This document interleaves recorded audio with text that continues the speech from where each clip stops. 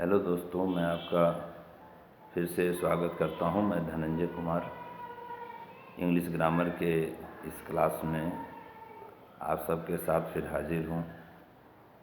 और पिछली क्लास में जिस तरह से हमने introduction class of English grammar को शुरुआत किया, उस क्लास में हमने आपको बताया कि इंग्लिश ग्रामर को सुगमतापूर्वक समझने के लिए, जानने के लिए उसे 5 भागों में विभाजित किया गया, बांटा गया। उसमें हमने चर्चा किया orthography, etymology, syntax, prosody, punctuation, जिसमें आज के दूसरे वॉल्यूम में, हमारी क्लास का दूसरा वॉल्यूम है, और इसमें हमने आपको बताया था कि ऑर्थोग्राफी पर हमारी चर्चा होगी। तो ऑर्थोग्राफी के अंतर्गत हम लोग अक्षर का अध्ययन करते हैं। अक्षर को वर्ण भी कहा जाता है, और अक्षर की अंग्रेजी लेटर होती है। जिस प्रकार हिंदी में हम जानते हैं कि अ से लेकर के यरल अवज्ञा तक हमारे पास अक्षर या वर्ण हैं, उसी प्रकार जो अ से ज्ञ तक जो वर्ण हैं उनको सामूहिक रूप से हम वर्णमाला का नाम देते हैं। क्योंकि वर्णों की माला, आप समझ सकते हैं कि जब कई वर्ण एक साथ एक जगह रखे जाते हैं तो उनके सामूहिक रूप को हम वर्णमाला कहते हैं। ठीक उसी प्रकार इंग्लिश में भी आपको पता है कि 26 लेटर होते हैं, ए से लेकर के जेड तक। इस ए से जेड तक के जो 26 लेटर हैं, इनको जब सामूहिक रूप से एक साथ रखा जाता है तो इसे हम अल्फ़ाबेट का नाम देते हैं। यानी वर्णमाला की जो अंग्रेजी है वो अल्फ़ाबेट है। तो अल्फ़ाबेट में 26 लेटर हुए। अब हमारे सामने यह बात आती है कि अल्फ़ाबेट को लिखने के कितने तरीके हैं। अल्फ़ाबेट को लिखने के 2 तरीके हैं। तो कैपिटल लेटर से हम उसको लिखते हैं, एक स्मॉल लेटर से हम उसको लिखते हैं। दोनों रूपों में हम अल्फ़ाबेट को लिखने का काम करते हैं। इसके बाद जो अगला प्रश्न आता है वो यह है कि अल्फ़ाबेट को कितने भागों में बांटा जाता है। अल्फ़ाबेट को 3 भागों में बांटा जाता है: वॉवेल, कॉन्सोनेंट और सेमी वॉवेल। हम लोगों में से कई छात्रों को ये पता है कि वॉवेल किसे कहा जाता है। जो लेटर स्वतंत्र रूप से प्रयोग होते हैं, जिन्हें किसी भी दूसरे लेटर की सहायता नहीं लेनी पड़ती है, उसे हम वॉवेल कहते हैं। वॉवेल में इंग्लिश अल्फ़ाबेट के 5 लेटर को रखा गया: ए, ई, आई, ओ, you. A, E, I, O, you, ये 5 वॉवेल कहे गए। इसके बाद हम कॉन्सोनेंट की थोड़ी सी चर्चा करते हैं। कॉन्सोनेंट में आपको जो लेटर किसी दूसरे लेटर की सहायता से बोले जाते हैं, यानी इनका स्वतंत्र रूप से प्रयोग नहीं होता है, उसे हम कॉन्सोनेंट कहते हैं। कॉन्सोनेंट में बाकी के 21 लेटर को रखा जाता है। सेमी वॉवेल में, जिसको हम आंशिक स्वर कह सकते हैं, पूरा स्वर का रूप नहीं है। और इस तरह से आप इसको समझें कि ये कॉन्सोनेंट और वॉवेल दोनों का मिला जुला रूप है। ये क्यों है, ये मैं आपको बताऊंगा अभी। क्योंकि मैंने भी आपको बताया कि 5 लेटर वॉवेल में रखे गए और 21 लेटर को कॉन्सोनेंट में रखा गया। तो हमारी गिनती पूरी हो गई 26 की। लेकिन हमने साथ में सेमी वॉवेल को भी रखा है। तो सेमी वॉवेल के अंतर्गत हम किस लेटर को रखें, ये भी एक प्रश्न है सामने में। तो नियम ये कहा जा रहा है कि अल्फ़ाबेट के जो 2 लेटर हैं, डब्ल्यू और वाई, ये 2 ऐसे लेटर हैं जिनको कॉन्सोनेंट और सेमी वॉवेल दोनों में रखा जाता है। किस परिस्थिति में वो सेमी वॉवेल होते हैं, किस परिस्थिति में वो कॉन्सोनेंट होते हैं, इस चीज़ की चर्चा आपको बताई जा रही है। जब किसी भी वर्ड के प्रारंभ में किसी भी वर्ड के प्रारंभ में जब W और Y का प्रयोग होगा तो वो कॉन्सोनेंट कहलाते हैं, और वही W और Y जब किसी वर्ड के बीच में या अंत में आते हैं तो उनको सेमी वोवेल का रूप कहा जाता है। एग्जाम्पल की जब बात करते हैं तो आपके सामने पहला एग्जाम्पल येलो, YELLOW, शुरू में Y है, Y है तो कंसोनेंट हो गया, और अंत में W है तो सेमी वोवेल हो गया। इसके बाद एक उदाहरण आपके सामने है जिसमें कि W का प्रयोग प्रारंभ में भी किया जा रहा है, अंत में भी किया जा रहा है। एक आपका कॉन्सोनेंट हो जाएगा, एक सेमी वोवेल होगा। अगला एग्जाम्पल हमारा जो है इस संदर्भ में वह विंडो, WINDOW। विंडो में जो शुरुआत का W है वो कॉन्सोनेंट है, अंत का जो W है वो सेमी वोवेल है। इस प्रकार ये दोनों का अंतर है कि W और Y जब प्रारंभ में आए तो उनको हम कॉन्सोनेंट मानेंगे, जब किसी भी वर्ड के बीच में या अंत में आए तो उनको हम सेमी वोवेल मानेंगे। ऑर्थोग्राफी में जो लेटर है उसको हमने 3 भागों में आपको बांट करके उसकी सारी रूपरेखा के बारे में बताया।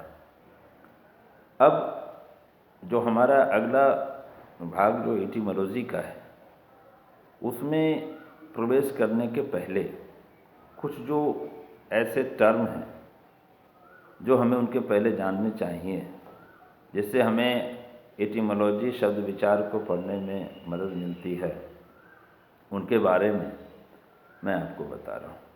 सबसे पहले तो हमने लेटर के बारे में पढ़ा अभी, और जब हम एटिमोलॉजी के बारे में पढ़ेंगे तो एटिमोलॉजी में शब्द की बात आती है। तो पहले हमें ये जानना पड़ेगा कि शब्द की परिभाषा हम क्या लें।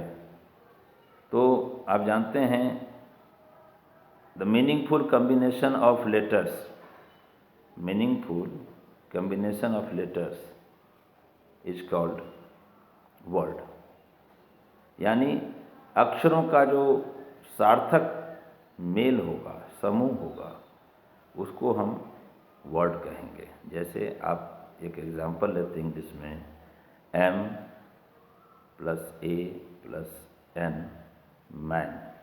हम लोग जानते हैं कि मैन की शाब्दिक अर्थ होते हैं, मैन का मतलब होता है मनुष्य, पुरुष। तो ये शाब्दिक अर्थ जब हमें मिलेगा तो उस संदर्भ में वो शब्द कहलाया। अगर हमें सार्थक अर्थ नहीं मिलता है, जैसे TWA ऐसा कोई वर्ड हमने लिया जिसका कोई भी मीनिंगफुल स्ट्रक्चर नहीं हुआ, तो उसको हम वर्ड नहीं कहेंगे। वर्ड होने के लिए ये जरूरी है कि उसका अर्थ हो। इसके बाद थोड़ा सा सेंटेंस पर भी आपको सिर्फ उसके डेफिनेशन की बात है कि meaningful combination of words. If we gather many words and those all words have a meaning in combined formation, then I can say its sentence. ऐसी सार्थक संरचना, शब्दों की सार्थक संरचना, शब्दों से मिलकर जो सार्थक संरचना बने, जिसका कुछ अर्थ हो, उसे हम सेंटेंस या वाक्य कहेंगे। इसमें एक अगला टर्म आ रहा है प्रीफिक्स। प्रीफिक्स को हम लोग हिंदी में उपसर्ग कहते हैं। उपसर्ग के बारे में हम आप जानते हैं कि किसी भी वर्ड के पहले, शब्द के पहले जब कुछ लेटर लग करके उस वर्ड के मीनिंग को चेंज कर देते हैं, बदल देते हैं, तो उसे हम शुरू में जो लगने वाले वो लेटर हैं उनको हम प्रीफिक्स कहते हैं। जैसे एक वर्ड है इंग्लिश का हेल्दी, HEALTHY, उसके पहले हम जब UN लगा देते हैं तो उसका उच्चारण हो जाता है प्रोनाउंस अनहेल्दी। अनहेल्दी और हेल्दी दोनों अलग अलग मीनिंग। हेल्दी का मतलब स्वस्थ और अनहेल्दी अस्वस्थ। इस तरह से कई ऐसे प्रीफिक्स के फॉर्मेशन हैं जो पहले वाले वर्ड्स के रूप को बदल देते हैं। इसके बाद सफिक्स की चर्चा है। सफिक्स वो लेटर है जो किसी वर्ड के अंत में लगते हैं और उस वर्ड के मीनिंग को बदलने का कार्य करते हैं। इसके एग्जाम्पल में हमारे पास बहुत अच्छा एक वर्ड है फ्रेंड, FRIEND, फ्रेंड, जिसकी हिंदी होती है दोस्त। उसके अंत में जब शिप लगा देते हैं SHIP, तो वर्ड बनता है हमारा फ्रेंडशिप। दोस्त से, जो दोस्त एक वर्ड है, उससे हमने दोस्ती वर्ड बनाया, फ्रेंड से फ्रेंडशिप बनाया। तो ये जो SHIP लास्ट में लगा, अंत में लगा, उसको हमने सफिक्स का नाम दिया। इस तरह से ऑर्थोग्राफी में जो भी चर्चा हुई और एटिमोलॉजी को प्रारंभ करने के पहले जो ये 3-4 टर्म मैंने आपको बताए, वर्ड, सेंटेंस, प्रीफिक्स, सफिक्स, ये हमारे आगे की जो पढ़ाई होगी एटिमोलॉजी की, उसमें ये हमारा सहयोग करेंगे। इसीलिए बीच के टर्म को आपकी जानकारी दी गई। और तीसरा वॉल्यूम जो हमारा होगा वो एटिमोलॉजी से संबंधित होगा। और आपसे ये अनुरोध है, ये वीडियो आप सब तक जब पहुँचे तो आप सब्सक्राइब ज़रूर करें, जो आपको फिर हमारे सारे वीडियोस मिलते रहें। जो आपके घर में अगर कोई भी विद्यार्थी है, उसकी इंग्लिश को बेहतर करने के लिए एक मेरा जो ये प्रयास है, एक सहयोग है, वो सफल हो पाए, ये उम्मीद मैं करता हूँ। और आने वाले समय में मैं आप लोगों से भी प्रश्न लूँगा अनेक माध्यमों से और उसका जवाब देने का प्रयास करूँगा। फ़िलहाल ये 2 वॉल्यूम हमारे आपके सामने। पिछला वॉल्यूम मेरा ऑर्थोग्राफी से संबंधित था, इंट्रोडक्शन जो मेरा हुआ पहला क्लास, उसके बाद आज जो दूसरा क्लास है ऑर्थोग्राफी से संबंधित रहा। अब जो तीसरा वॉल्यूम मेरा शुरू होगा वो एटिमोलॉजी से संबंधित होगा और संभवतः उम्मीद करता हूँ कि यह भी वीडियो आपको अच्छा लगेगा और आगे भी जो मेरे वीडियोस आते रहेंगे वो भी आपको सफलता की तरफ ले जाएंगे, नई जानकारियों को और भी बृहत करेंगे, जिससे कि आपको कहीं ना कहीं उसका लाभ मिलेगा। धन्यवाद, नमस्कार।